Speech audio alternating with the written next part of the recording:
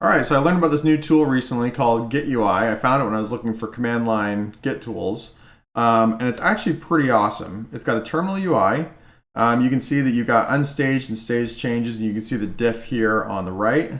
And I'm going to go ahead and stage this.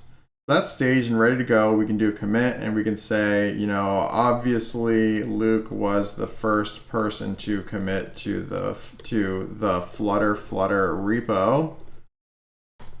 Going to commit that, and then log number 2. You can go ahead and go through and you can see all these individual items, and it is fast, man. I mean, this is a huge repo, and we are able to load this up almost instantaneously with no lag, which is great.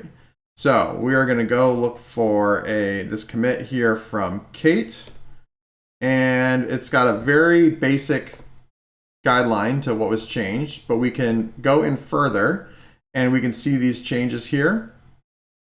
And we can even go in further and we can look at the changes here. Now what's interesting is we can go back to here and we can say, okay, material button, let's look at the history. So real quick, we're going to open up the history window.